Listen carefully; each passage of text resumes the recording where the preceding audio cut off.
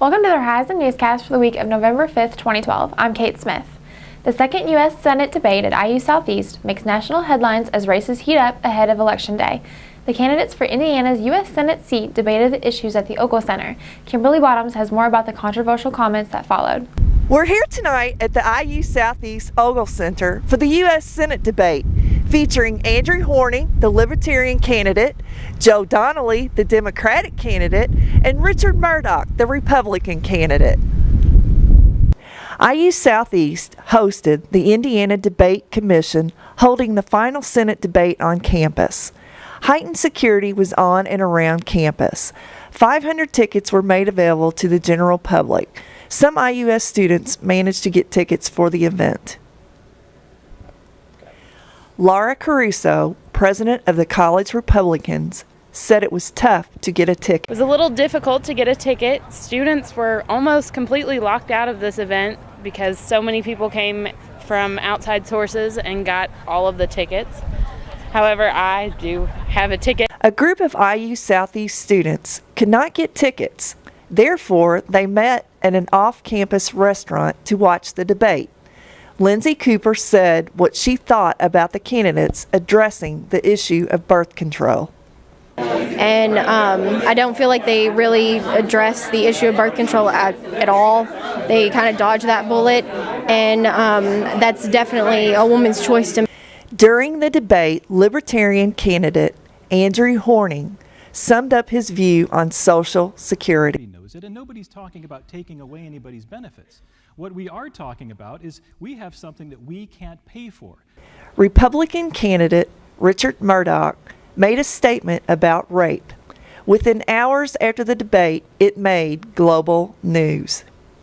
Life is that gift from God, and I think even when life begins in that horrible situation of rape, that it is something that God intended to happen. U.S. Representative Joe Donnelly said how he felt about the Chrysler auto workers traveling 3 hours from Kokomo, Indiana to IU Southeast in support of him for this election. They traveled all the way to New Albany from Kokomo, and it is it's a deep friendship that has formed because I bet on the American worker. I bet on the fact that we could build great cars here, do it in a profitable fashion, and keep jobs here in Indiana. Kimberly Bottoms with the Horizon Newscast. For more information about the candidate of your choice, go to votesmart.org. Do you recycle? IU Southeast has been helping students recycle for 5 years. In 2010, the program was updated to a single-stream process which ended the need for assorting recyclables. Sandra Morris talked to the students about the effectiveness of the program. IU Southeast has a recycling program that requires these containers to be emptied periodically. However, these containers don't fill up as fast as they could if people would put their recyclables in the bins located around campus. While some students we talk to know there is recycling, they don't know how to use it. I was aware that there was recycling because I'd seen the bins, but I don't know anything about where it goes or what they do with it. I wasn't even really aware they had a large program in place. Some students use the recycling bins if they're handy, while others use them routinely. Few of the students we spoke with know what is allowed in the bins. I know that they've tried to make it just as easy as possible to recycle by making it a single stream process. So that means that you can basically put anything into the recycling bins and it will be sorted for you. Everything but glass, chemical containers, and styrofoam is allowed in the recycle bins. Even food containers are accepted. Sandra Morris, the Horizon Newscast. For more information about getting involved with recycling on campus, contact Lauren Pangburn at lmpangbu@ius.edu, or you can email direct suggestions or comments to John Smith with our physical plant at smith364@ius.edu. On July 1st, Indiana instated a law banning smoking from most public places statewide. Jonathan Cates tells us how the new policies affect all Hoosiers and IU Southeast students. The new law has banned smoking from most public places in Indiana, such as restaurants, places of employment, and even state-owned vehicles. It also requires these places to place signs at every entrance of the building telling patrons that they cannot smoke within 8 feet of the entrance. Places like bars, casinos, and tobacco stores are exempt from the ban. However, they can choose to prohibit smoking. Beth Dean, the owner of Hogg's Tavern, said that she allows smoking because she would lose business if it was banned. You know, you get people come in here who come in here now because they can't go to some other bars because they can't smoke. So we've gained business by keeping the smoking in here. IU Southeast is a tobacco-free campus and has been since 2007.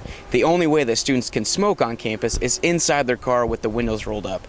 Charles Edelin, the chief of police, said that if anybody is caught smoking on campus, we'll have their information taken by police, who will then give it to Vice Chancellor of Student Affairs and most likely be given a citation, which he described as kind of like a speeding ticket. It's not a criminal offense, but you could be written essentially what is a speeding ticket for smoking if you're within that 8-foot distance from the entrance of the building.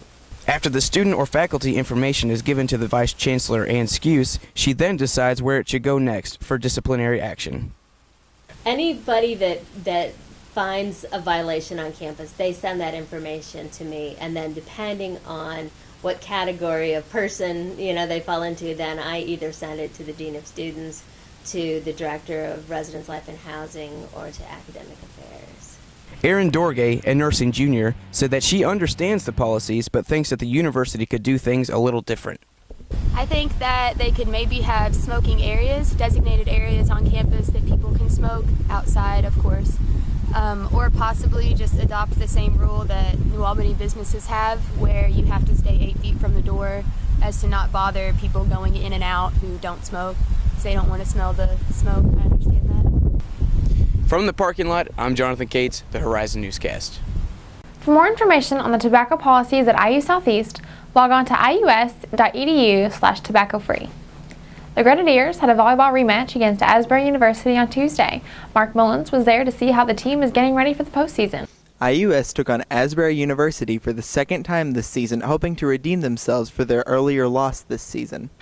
The Grenadiers took on the Asbury Eagles and lost in the 5th set after winning both the 2nd and 3rd sets.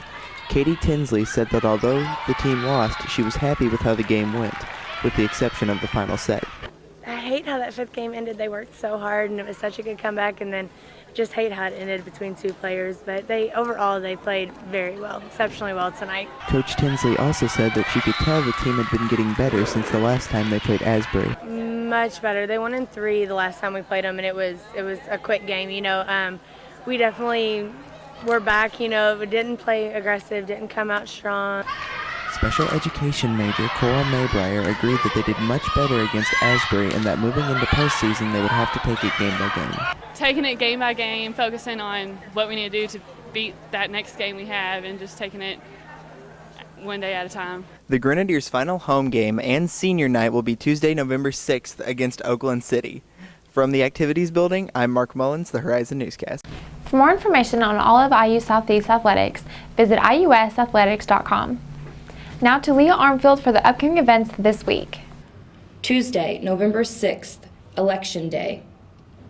Wednesday, November 7th, deadline for International Photo Contest. Pictures will be displayed in the library during International Education Week, November 12th through 16th.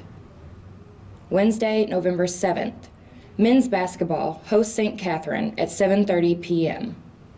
Thursday, November 8th, Veterans Day Memorial Service in McCullough Plaza, 10:50 to 11:15 a.m. Thank you for watching the Horizon Newscast. For more on all things IU Southeast, visit our website at iushorizon.com or pick up a copy of the Horizon newspaper. Again, I'm Kate Smith. Have a great week. I'm so tired of feeling this way all the time, running winded from the sickness in my mind. It's a dark and it's an ugly thing.